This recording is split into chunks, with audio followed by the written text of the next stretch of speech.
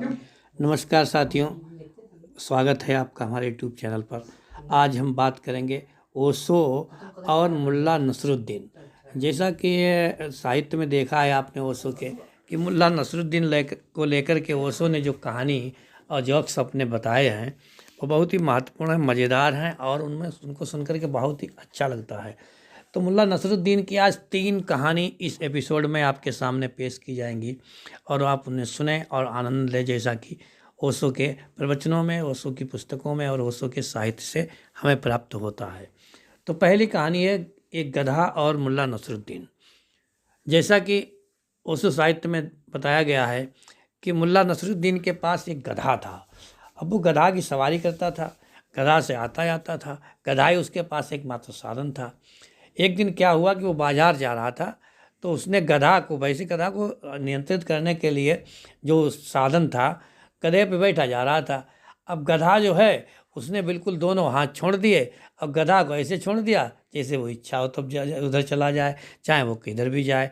लोग खड़े थे, उन्होंने कहा अजीब बात है, ऐसा गधा जो जिसका कोई डायरेक्शन ही नहीं, ये जहाँ इच्छा होती उधर चला जाए। उन्होंने समझाया कि ऐसा नहीं, नसरुद्दीन ने रात में शराब वराब पी हो, उसे होश ही ना हो कि आखिर हम क्या कर रहे हैं। अरे तुम तो एक सवार हो, तुम्हें तो उसको नियंत्रित करना चाहिए। लोग क्या किए, मुल्ला के हितैषी थे जो पहले से जानते थे, वो मुल्ला के पास आए और खड़े हो गए। उन्होंने कहा अरे मुल्ला मुल्ला सुनो तो, किधर जा रहे हो आखिर। मुल्ला ने कहा अरे दिखाई नहीं पड़ रहा, आपको दिन में नहीं दिखता है। तो उन्होंने कहा ये तो मुझे पता है कि दिन दिन है, लेकिन ये बताओ ये तुम गधे को फ्री किए हुए जा किधर रहे हो। उसने कहा भाई ये मत पूछो, ये कहानी बड़ी लंबी है। ये कहानी इतनी लंबी है कि आप लोग सुनेंगे तो आप मुझे ही दोष देंगे, जैसे गधा मुझे दोषी बताता है। तो लोगों ने कहा कि आप बताएंगे तभी तो मैं कहानी सुन पाऊंगा, मुझे क्या पता। मुल्ला नसरुद्दीन कहता है इस गधा को हमारे पास 3 साल हो गए। 3 साल में मैं हार गया, इसको सिखाते सिखाते मैं परेशान हो गया। मैं जब दुखी हो गया तो मैंने फिर इसको सिखाना छोड़ दिया। अब लोगों ने कहा, तुरंत खड़े हुए लोगों ने कहा कि आप परेशान हो गए, क्या परेशान हो, गधा से कोई परेशान होता है। कहीं नहीं, ये हमारी सवारी है, इसे कोई मामूली गधा मत समझो। ये कोई गधा नहीं है, मेरी सवारी है, ये मेरी मोटर कार है, यही तो मेरा आने जाने का साधन है। कि इससे दुखी क्या हो, पहले आप मूल बात पे आइए। मुल्ला कहता है मैंने ये जिधर इसको ले जाना चाहता था उधर ये जाता नहीं था। लोगों ने कहा फिर क्या हुआ, कि फिर क्या हुआ, मैं अगर बाएं कहता था तो ये दाएं जाता था, जिस दिन मैं दाएं चलाता था उस दिन बाएं जाता था, अगर मैं सीधा कहता था तो ये उल्टी तरफ भागता था। फिर मैंने कहा छोड़ो, अब इसे ज़्यादा हम नहीं सिखा सकते हैं, या तो इसे मैं अभी छोड़ दूँ। अब भाई छोड़ कैसे सकता हूँ जबकि मेरे पास एकमात्र यही साधन है। मैंने कहा अच्छा ठीक है जा, अब तेरी इच्छा हो वो तू कर। कि क्या क्या कहा आपने, इच्छा हो तो आप पहुँचेंगे कैसे। कि हाँ यही तुम्हारा तरीका है कि मुझे देखो बाजार पहुँचना है। अब चाहे ये उल्टा जाए चाहे सीधा जाए, 1 दिन में पहुँचे 2 दिन में पहुँचे, इसे बाजार तक पहुँच जाना है, चाहे भूल के पहुँचे चाहे ऐसे पहुँचे। खड़े हुए लोगों ने कहा फिर बाजार जाने क्या निरर्थक जा रहे हो क्या। अरे कि बाजार जाना क्या, बाजार जाने का मेरा मतलब इतना है कि लोग जाने कि मुल्ला के पास आज भी गधा है। सभी लोग हंसने लगे, मुल्ला वहाँ से गुजर गया।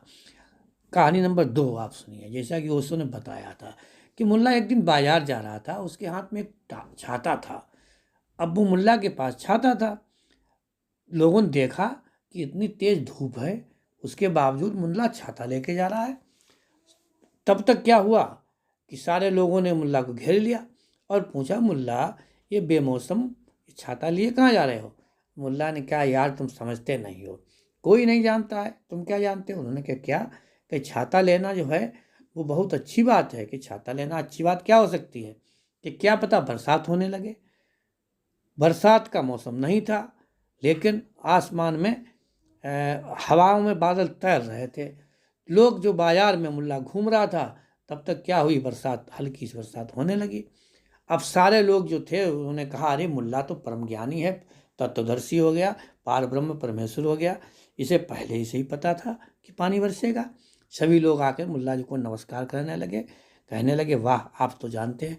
अब एक सज्जन जिनके पास कोई ज़रूरी सामान था, उन्होंने मुल्ला की विनय की, मुल्ला से गुजारिश की। मुल्ला के अन्य विनय करने के बाद बोले अरे मुल्ला जी ऐसा करो, इस छाता को खोल दो, मेरे पास जो रुपए हैं, सिक्के तो कोई बात नहीं, लेकिन जो रुपए हैं वो भीग जाएंगे, मेरे पास मेरे घर की दवाई है, मेरे पास बहुत ज़रूरी सामान है। अब सारे लोग तो इधर उधर खड़े थे, जो व्यक्ति ज़रूरतमंद था वो मुल्ला के सट के खड़ा हो गया बिल्कुल पड़ोस में आकर।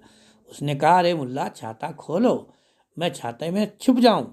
अब मुल्ला जिद किए, मुल्ला छाता नहीं खोल रहा, लोग छाता खुलवाने में तुले हुए। बहुत अब नौबत आ गई मारपीट की।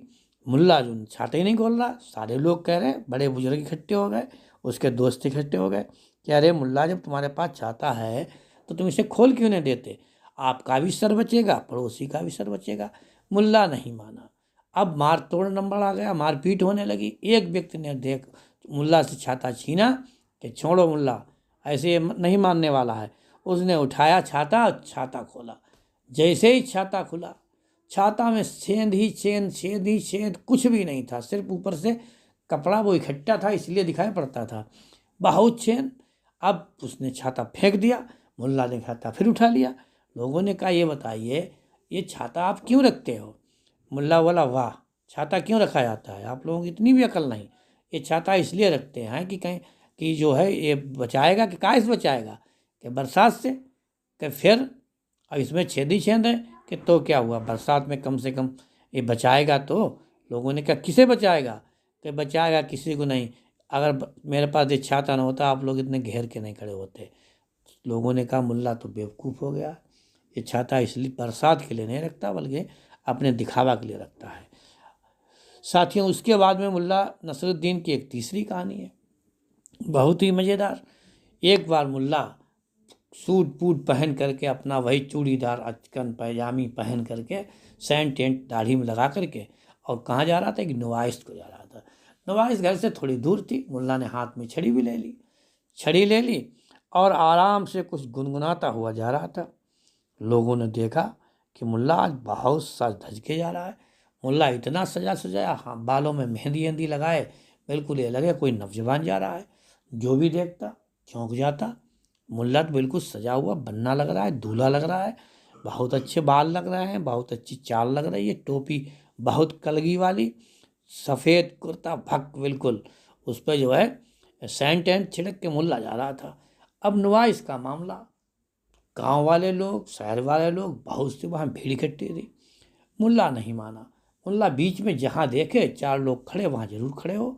एक तो उसे ये दिखाना कि मेरे कपड़े सफ़ेद हैं, एक तो उसे ये भी दिखाना कि मेरी टोपी बहुत बढ़िया है, दूसरा उसे ये भी दिखाना कि मैं मुल्ला नसरुद्दीन हूँ। अब वो जहाँ पर ज़्यादा भीड़ हो वहीं मुल्ला घुस जाए, जहाँ देखे कि लोग आराम से निकल सकते हैं वहाँ जाए ही ना, जहाँ भीड़ हो वहाँ घुस जाए, जहाँ भीड़ हो वहाँ घुस जाए। तो लोगों ने जो देख रहे थे मुल्ला से पूर्व परिचित, उनने मुल्ला को हो क्या गया, ना ये कहा ना कि खरीद करना, न कुछ, कहीं किस दुकान पे जाता और उसी दुकान पे जाता जहाँ पे भीड़ ज़्यादा होती। मुल्ला को देखकर लोगों ने कहा, कोई चक्कर है, मुल्ला ये क्या साबित करना चाहता, ये तो इधर जाता उधर जाता। अब वो जा रहा था, जाते जाते वो एक, अब मुल्ला को याद आया, अरे ये मेरी ड्रेस, ये मेरे कपड़े, ये मेरी टोपी, ये सब बेकार हो रही। मुल्ला ने निकाला अपनी जेब से ऐनक और चश्मा भी लगा लिया। अब मुल्ला चश्मा लगा कर कहाँ पहुँचता है, जहाँ कॉस्मेटिक सामान बिक रहा था, औरतों का सामान था, जो औरतों की बाजार थी, औरतों की गली थी, उसी में मुल्ला घुस गया। मुल्ला घुस गया और मुल्ला ने देखा एक बहुत खूबसूरत सी स्त्री जो है अब सामान खरीद रही है। मुल्ला गया तो दुकानदार ने बड़ा तिरछी नज़र से मुल्ला को देखा और कहा, भाई आप यहाँ लेडीज़ सौदा खरीदती है? मुल्ला ने कहा, तुम मुझे रोक नहीं सकते हो, बाजार का नियम है, कोई भी आ सकता है, मैं क्यों नहीं आऊँगा।